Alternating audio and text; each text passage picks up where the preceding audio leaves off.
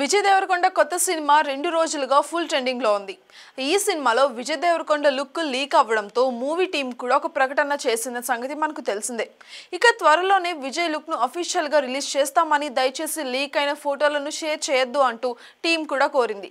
ఇక గౌతమ్ తిన్ననూరి దర్శకత్వం వహిస్తున్న ఈ సినిమా షూటింగ్ ప్రస్తుతం శ్రీలంకలో శరవేగంగా జరుగుతుంది.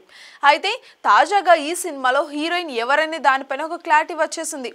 ఈ స్పై థ్రిల్లర్ లో హీరోయిన్ ఎవరనేది మేకర్స్ ఇప్పటి వరకు అయితే ప్రకటించలేదు. ఇక శ్రీలీల ఈ ప్రాజెక్ట్ లోకి వచ్చినప్పటికీ అనివార్య కారణాలతో బై బై చెప్పేసింది. అప్పటి నుంచి హీరోయిన్ ఎవరనే దానిపైన సస్పెన్స్ గానే ఉంచింది టీము. అయితే మిస్టర్ బచ్చన్ హీరోయిన్ భాగ్యశ్రీ ఈ సినిమాలో విజయ్ దేవరకొండతో జోడీగా నటిస్తుంది అన్నట్టుగా క్లారిటీ అయితే వచ్చేసింది. ఇక తాజాగా ఆమె ఇన్స్టాగ్రామ్ స్టోరీలో శ్రీలంకలోని షూటింగ్ పిక్ ను షేర్ చేసింది. దీంతో వీడిట్ వల్ల భాగ్యశ్రీ హీరోయిన్ అని ఫ్యాన్స్ ఫిక్స్ అయిపోయారు. ఎప్పటి నుంచో దీనిపైన రూమర్స్ ఉండగా ఇప్పుడు క్లారిటీ వచ్చింది. ఇక తెలుగులో ఆమెకు ఇది 2వ సినిమా అని చెప్పాలి. ఆమె నటించిన ఫస్ట్ చిత్రం Raviteja mister Bachchan.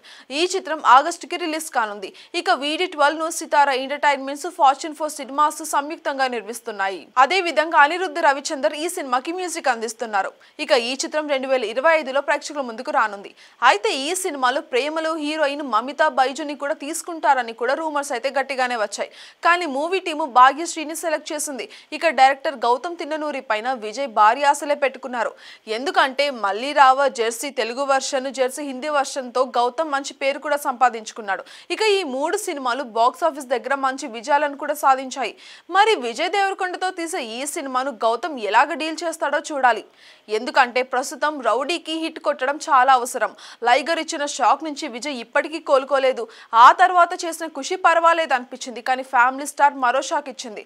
Cinema mixed talks వచ్చినప్పటికీ నెగిటివిటీ ఎక్కువైపోయిందనే చెప్పాలి. దీంతో బాక్స్ ఆఫీస్ దగ్గర నిలబడలేకపోయింది.